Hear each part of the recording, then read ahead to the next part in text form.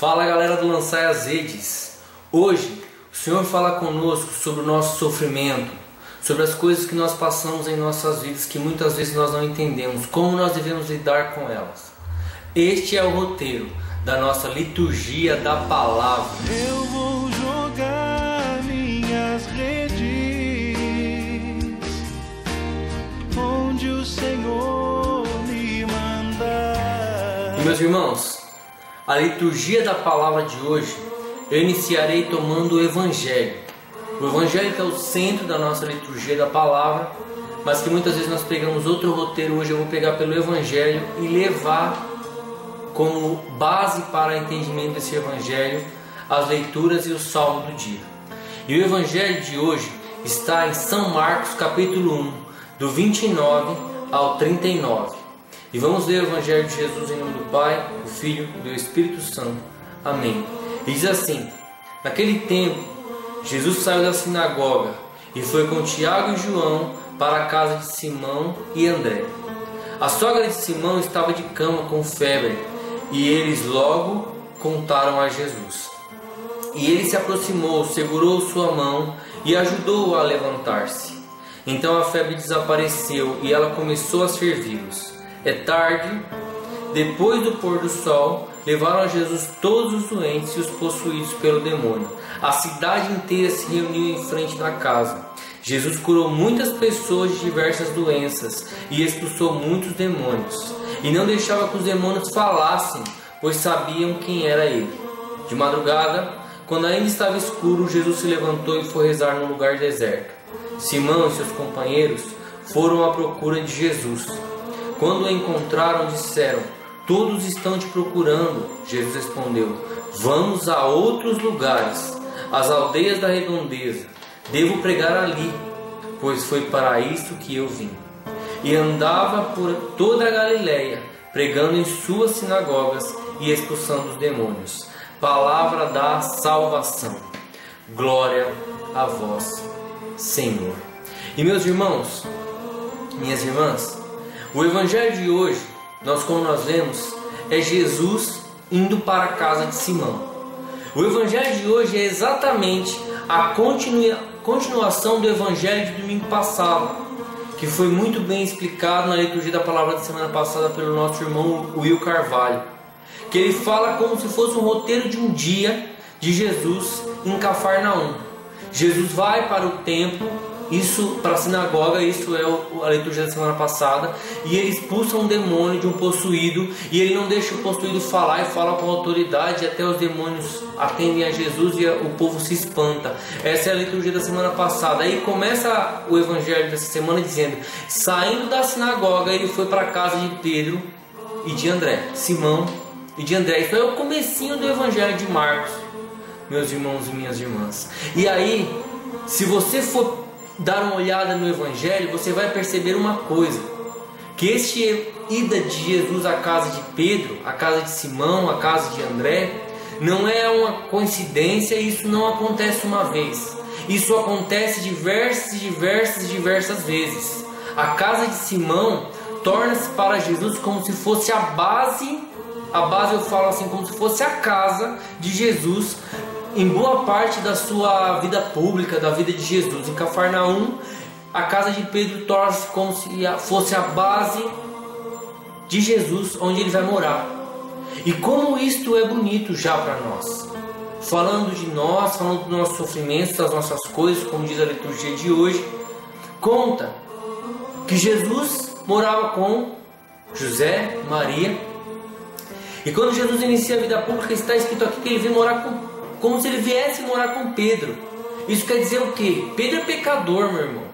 Pedro era um pescador, cabeça dura, difícil de lidar, e Jesus larga tudo e vem morar na casa dele. Isso acontece conosco. Essa é a primeira lição da liturgia de hoje. Jesus é o estrangeiro, Jesus mora em outro lugar, Jesus é do céu, Jesus é Deus. E ele vem, meu irmão e minha irmã, sai do lugar dele e vem para nossa casa, vem para dentro da nossa casa, vem morar conosco. Nós somos pecadores, nós somos cabeça dura, nós somos este Pedro. Então Jesus, meu irmão e minha irmã, hoje está dentro da minha casa e da sua casa. Está dando play nesse vídeo, meu irmão? Você está precisando de Jesus. Jesus tem que agir na sua vida e na sua casa em alguma forma, de algum jeito. Hoje é o dia. Jesus está dentro da sua casa. Você é um pecador, você não merece. Jesus está dentro da sua casa porque Ele se importa com você e Ele veio trazer o auxílio que é necessário para a minha vida e para a sua vida, meu irmão. E aí conta que Jesus foi até a casa de Pedro. Chegando à casa de Pedro, Ele realiza uma cura. Talvez a cura que ninguém aceite. Talvez a cura que a gente fale, não acredito que Jesus fez essa. Ele não era amigo de Pedro. Porque o que Jesus fez? A sogra de Pedro estava doente. Jesus vai até a sogra de Pedro e cura. Alguns brincalhões dizem até que Pedro negou Jesus porque ele curou sua sogra. Sogra não dá, imagina, Jesus curando a sogra de Pedro. Pedro deve ter dito assim: ô Jesus, que isso? Cura todo mundo, cura todos os doentes. Minha sogra não. Sogra, a gente gosta, igual cerveja, geladinho em cima da mesa. Meu irmão, brincadeira, tô brincando, eu amo minha sogra. Se ela assistir esse vídeo, isso é uma brincadeira. Mas então, Jesus vai lá, cura a sogra de Pedro, ela começa a trabalhar e servir, e as pessoas ficam sabendo da notícia e vêm até Jesus, meus irmãos, para ser curado. E Jesus cura, Jesus expulsa os demônios, e cura um e cura outro. Quando chega o fim do dia, a galera vai embora da casa de Pedro, eles fecham as portas, começam a dormir. Jesus acorda de madrugada e vai orar no monte, num lugar afastado, num lugar de silêncio. E aí não conta que o evangelho que aconteceu, conta só que os apóstolos foram atrás de Jesus, falaram para ele: a casa está cheia. Mas eu imagino Pedro, a casa dele, é que isso aqui acabou de começar o evangelho, é como se Jesus tivesse acabado de entrar na vida deles. E aí Pedro vê a casa dele como? Lotada. Imagina, começou o dia, falou assim: vamos continuar a sessão de cura. E aí eles entraram na casa de Pedro e começaram: cadê Jesus? Cadê o cara que cura? Cadê o cara que faz um milagre? Cadê o cara que faz as coisas? Onde ele está? E aí meu irmão e minha irmã, Pedro foi se agoniando. Pedro com a cabeça dura, as pessoas entrando, chegando gente, a multidão. O povo ficando bravo porque Jesus não estava ali. Pedro não sabe onde ele estava. E fala assim: ah é? Deixa eu ir atrás de Jesus. E ele vai atrás de Jesus. Chega lá e fala: Jesus, a galera está atrás de você lá em casa, minha casa está lotada. Vamos para lá agora. Não dá pra você ficar aqui, meu irmão. Não dá. E aí, se nós formos pensar no que o povo está fazendo, eu e você, nós faríamos a mesma coisa. Se nós vamos pensar que nós sabemos que Jesus cura, que Jesus realiza milagres, que Ele realiza prodígios, que Ele pode sim fazer o que a gente mais espera, nós vamos atrás. Nós vamos atrás, e o povo caiu nessa. O povo da época de Jesus caiu nessa. Mas meu irmão e minha irmã, nosso Deus não é um Deus curandeiro. Nosso Deus é um Deus salvador. Jesus cura. Jesus realiza milagres, realiza. Jesus realiza prodígios, realiza. Mas este não é o grande sentido da vida de Jesus. A grande sentido da vida de Jesus é a salvação. E aí eu vou tomar uma citação aqui de Bento XVI falando sobre este evangelho, que ele explica bem sobre isso. Ele diz assim, Bento XVI, ele falando sobre isso que está acontecendo aqui. Neste episódio, sobressai simbolicamente toda a missão de Jesus. Jesus, vindo do Pai, vai à casa da humanidade na nossa terra e encontra uma humanidade doente com febre, com aquela febre que são as ideologias, as idolatrias, o esquecimento de Deus. O Senhor dá a sua mão, levanta-nos e cura. Meu irmão e minha irmã, Bento XVI está dizendo que Jesus veio até a nossa casa e Ele nos encontra doentes e Ele nos cura. Mas Ele não nos cura das doenças físicas. Ele não nos cura de uma doença física mesmo, aparente. Ele vem nos curar das coisas espirituais que podem nos afastar da nossa salvação. Porque nosso Deus tem um plano de salvação. Jesus, meu irmão e minha irmã, veio à terra para cumprir o plano de salvação de Deus para nós. Jesus veio nos salvar. Ele não veio aqui para curar. Ele cura. Mas Ele não veio aqui para isso, meu irmão. E quando nós nos aproximamos de Deus e dizemos: Senhor, eu preciso que Tu me cures, eu não posso mais ficar doente, a minha família não pode mais ficar doente, eu não posso mais passar por isso, meu irmão e minha irmã, nós estamos querendo aceitar Jesus, o nosso Salvador, mas não aceitar a cruz. E nós, como cristãos católicos, temos que dizer: eu aceito a cruz. Nós somos a igreja da cruz. Em cima de cada igreja católica tem uma cruz para nos lembrar que nós somos a igreja da cruz. Como diz em 1 Coríntios 1, 23 e 24, nós pregamos um Cristo crucificado, escândalo para os judeus e loucura para os pagãos, mas para nós, para os eleitos, é uma força de Deus, é sabedoria de Deus. A cruz, meu irmão e minha irmã, é sabedoria de Deus. O nosso Cristo, o nosso Salvador, passa pela cruz. A nossa salvação passa pela cruz. Nós temos que entender isso e não nos afastar dessa ideia. Então, meu irmão, Jesus prova isso com as atitudes dele, que ele veio nos salvar e não só para nos curar. Porque quando os discípulos vão até Jesus e dizem: Senhor, está cheio de gente lá em casa, as pessoas querem ser curadas, as pessoas estão doentes, tem enfermos, tem coxos, tem cegos, tem leprosos lá em casa. O que Jesus diz para eles, meus irmãos? Vamos às aldeias vizinhas, para que eu pregue lá também, pois para isso que eu vim. Como assim? Como assim as pessoas estão precisando de cura, estão precisando de milagres, estão precisando de prodígios, e Jesus diz: eu vim para pregar o Evangelho, eu vim para salvar as pessoas. Quando as pessoas estão querendo exaltar Jesus como um curandeiro, ele fala: não, acabou, parou, eu vim aqui pregar o Evangelho porque eu preciso salvar as almas. Eu não vim aqui para ser curandeiro. A cura é importante, sim. Eu não estou dizendo que cura não é importante, muito menos eu não estou dizendo que Deus não cura. Ele cura, mas Ele cura para que nós tenhamos uma chance de salvação. Deus nos liberta a cura e nos dá a cura para nos dizer que nós precisamos de uma chance de salvação e para nos dar uma chance de salvação. E por falar em cura, eu fui pesquisar o que? A unção dos enfermos. A unção dos enfermos, meu irmão e minha irmã, está no Catecismo da Igreja Católica, no número 1513. E a citação do Catecismo da Igreja Católica, no 1513, diz assim, ó: por esta santa unção, pela unção dos enfermos, e por sua puríssima misericórdia, o Senhor venha em teu auxílio com a graça do Espírito. Para quê? Para que serve a unção dos enfermos? Liberto dos teus pecados, Ele te salve, e em sua bondade alivie os teus sofrimentos. Meu irmão, isso aqui é catecismo da Igreja Católica. Você entende o que a nossa igreja está dizendo com a unção dos enfermos? É a mesma coisa que diz este Evangelho, meu irmão. Ele diz para você que a unção dos enfermos, que é dado às pessoas que estão doentes normalmente, as pessoas que estão nas últimas, as pessoas que estão no estado grave de doença, essas pessoas, meus irmãos e minhas irmãs, recebem a unção dos enfermos. E o que diz aqui, né, no Catecismo da Igreja Católica?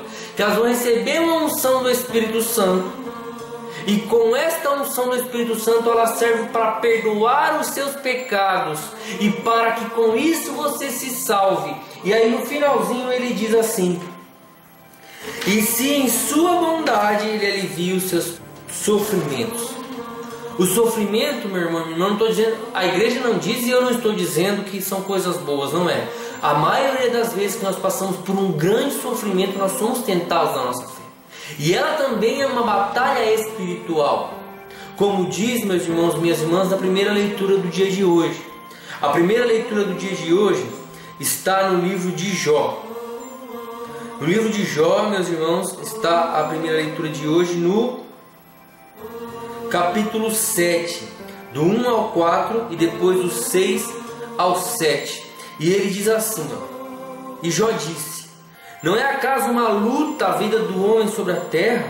Seus dias não são como dias de um mercenário, como um escravo suspira pela sombra, como um assalariado aguarda sua paga. Assim tive por um ganho meses de decepção, e couberam-me noites de sofrimento. Se me deito, penso: quando poderei levantar-me? E ao amanhecer, espero novamente a tarde, e me encho de sofrimento até o anoitecer. Meus dias correm mais rápido do que a lançadeira do tear, e se consomem sem esperança. Lembra-te de que minha vida é apenas um sopro, e meus olhos não voltarão a ver a felicidade. Palavra do Senhor. Graças a Deus. Meus irmãos, essa leitura que nós acabamos de fazer inicia se dizendo assim: não é acaso uma luta a vida do homem sobre a terra? Isso já vem como não só como uma pergunta, talvez uma pergunta apenas retórica, né? Afirmativa. Ele diz, já afirmando, a vida do homem é uma luta sobre a terra. E São Gregório Magno, um santo da igreja que foi papa, ele diz sobre essa passagem, ele diz exatamente isso daqui: que a tradução deste versículo para nós hoje ela é pobre, porque ela diz que não é acaso uma luta a vida do homem sobre a terra. Ele diz que nas primeiras traduções a palavra não era luta, a palavra era tentação. A frase aqui nas primeiras traduções era assim: não é acaso uma tentação a vida do homem sobre a terra? E ele diz assim, se você for olhar, talvez seja um erro de tradução, mas a nossa vida é uma luta espiritual. Quem já leu o livro de Jó, quem já leu a história de Jó é uma história magnífica e que é, meu irmão e minha irmã, tocante. E ela é muito considerada entre os cristãos também, mas também entre o povo judeu, porque é uma história linda de quem tem muita paciência e espera em Deus. E aí conta que Jó tinha tudo, mas ele começou a perder uma coisa, perder outra coisa, e ele começa a conversar com seus amigos. E um amigo dele vem com uma doutrina israelita, que Deus só dá aquilo que o homem merece. Deus só retribui aquilo que o homem faz. Então, meu irmão, o amigo dele está falando assim: ah, Jó, você já deve ter pecado, você deve ser um homem mau, por isso você está passando por isso. E Jó diz para ele: peraí, cara, você me conhece, eu sou Jó, eu sou fiel a Deus, eu faço a vontade de Deus, Deus me tirou tudo, eu estou passando pela pior coisa da minha vida. E Jó para de falar com o amigo dele, e aí nós entramos aqui no capítulo 7, quando Jó começa a falar com Deus. E aí, meu irmão e minha irmã, Jó diz assim: eu sou fiel, mas o que eu recebo? Qual é o meu pagamento? Ele diz aqui assim, ó: um escravo suspira pela sombra e um assalariado aguarda a sua paga. Todas as pessoas têm um pagamento, e o meu pagamento qual é? Decepção, é dor, é sofrimento. E aí, meu irmão e minha irmã, você olha para a história de Jó e fala assim: como assim, cara? Como Jó passa por isso? Se você ler a história de Jó, Jó está mesmo sendo tentado a desistir da sua fé. Porque o demônio diz que passeou pelo meio dos seus, e Deus diz para ele: você viu meu Jó, meu amado, ele me ama e me adora. E o demônio fala que lógico, ele tem tudo, a vida dele é fácil, como que ele não vai te adorar? Deixa eu mexer nele, que você vai ver se ele vai continuar te adorando. E o demônio derruba tudo de Jó, tudo, inclusive deixa doente com lepra. E aí, meu irmão e minha irmã, você olha para Jó e fala assim: como assim, cara? Jó é uma pessoa boa, Jó não fez nada de errado, e Deus deixa ele ser tentado. Só que, meu irmão e minha irmã, Jó é uma prefiguração de Jesus. Escute isso bem: Jó é uma prefiguração da história de Jesus. Por quê, meu irmão? Porque Jesus nos traz aqui uma visão sobre o nosso plano de salvação e o nosso sofrimento. Porque Jesus, meu irmão e minha irmã, é como Jó. Ele sofreu, apanhou, levou cusparada, e ele foi mais que Jó e foi até a morte sem merecer, como Jó não merecia. Só que Jesus nos traz a ótica do que nós, como cristãos, temos que ter. A nossa vida não para no sofrimento, a nossa vida não para na morte, a nossa vida não para na cruz, a nossa vida vai para a ressurreição. Essa é a história do cristão, meu irmão, minha irmã. Jesus vem falar sobre isso, e essa liturgia de hoje vem falar sobre isso. A nossa vida não para na cruz, a nossa vida não para na dor, a nossa vida vai até a ressurreição. Nosso Deus é vitorioso. Morte, onde está o seu aguilhão? Responda. Ninguém responde, porque Jesus venceu a morte. É isso que nós temos que acreditar, que a nossa vida não acaba, que isso aqui tudo não importa, que o meu sofrimento carnal, que eu não ter coisas materiais, que eu não tenho uma cura que eu preciso. Isso, meu irmão e minha irmã, pode acontecer sim, eu não receber nada dessas coisas, mas a minha salvação tem que ser garantida. Não adianta nada eu ir para a igreja todo domingo e ir lá e falar e fazer coisas e reclamar e murmurar e não salvar a minha alma. Não adianta. Nós não vamos fazer valer o sangue de Jesus derramado na cruz se nós não salvarmos a nossa alma, porque foi por um plano de salvação que Jesus veio ao mundo, meu irmão. E aí nós falamos de uma pessoa que passou pelo sofrimento e questionou Deus. Só que nós, como cristãos que conhecemos Jesus e que vamos a pregar este evangelho por este mundo, para mostrar para o mundo que dá para ser diferente, que Jesus vale a pena, nós encontramos um exemplo na segunda leitura de alguém que, conhecendo Jesus, que sendo chamado por Jesus, disse o seu sim. Disse o seu sim, não se importando com nada do que acontecia, que é São Paulo. A segunda leitura está em Coríntios. Primeira carta de Coríntios, capítulo 9. E diz assim: irmãos, pregar o evangelho não é para mim motivo de glória, é antes uma necessidade para mim, uma imposição. Ai de mim se não pregar o evangelho. Se eu exercesse minha função de pregador por iniciativa própria, eu teria direito a salário. Mas como a iniciativa não é minha, trata-se de um encargo que me foi confiado. Em que consiste então o meu salário? Em pregar o evangelho, oferecendo-o de graça, sem usar o direito que o evangelho me dá. Assim, livre em relação a todos, eu me tornei escravo de todos, a fim de ganhar o maior número possível. Com os fracos eu me fiz fraco, para ganhar os fracos. Com todos eu me fiz tudo, para certamente salvar alguns. Por causa do evangelho eu me faço tudo, para ter parte nele. Palavra do Senhor. Graças a Deus. Meus irmãos, se você ouviu a história de Jó, e Jó murmurou, e você diz assim: Jó podia fazer isso, porque ele não merecia o que ele estava passando. Agora vamos para a história de Paulo.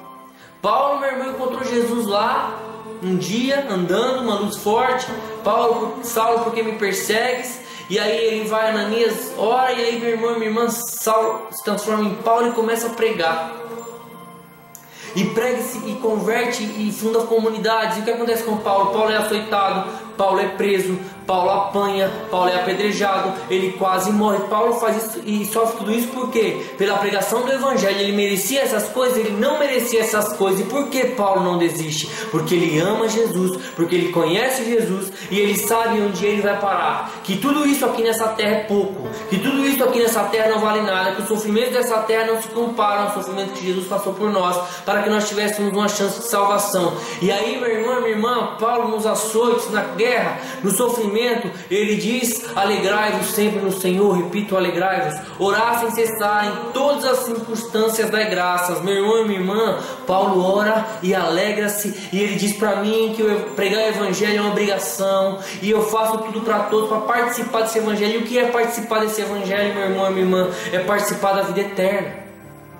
É participar da vida eterna, é não desistir do que nós podemos alcançar, meu irmão e minha irmã. Evangelho de São Mateus, capítulo 16, versículo 26: o que vale o homem ganhar o mundo inteiro e vir a perder a sua vida. Tudo que nós alcançamos nessa terra é pouco, todas as alegrias dessa terra é pouco. Nós vamos viver aqui 60, 70, 80 anos, e a eternidade é muito mais importante. Então, meu irmão e minha irmã, pare de reclamar porque você não alcança as coisas que você queria aqui. Deus tem mais para você. Passar pela cruz e pelo Calvário é do cristão, e você vai passar porque o nosso mestre passou. Mas o nosso Jesus garante para você e para mim ressurreição. O nosso Deus garante para nós: você vai chegar lá, e tudo que você faz vai merecer crédito, meu irmão, minha irmã. Acredite nisso. É Deus que vem falar isso para nós. E para encerrar a liturgia de hoje, vamos resumir tudo isso. Jesus vem entrar na nossa casa, entra dentro do nosso lar, nós que somos pecadores, e nem isso nós já não merecíamos.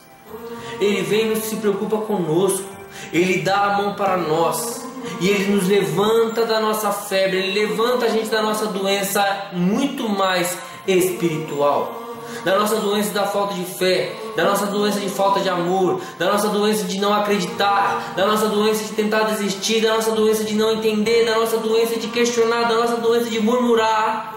Deus vem dar a mão para a gente e nos levanta. Ele olha para nós e diz para você: tudo isso que você pede, que você quer, é pouco perto do que eu tenho para te dar.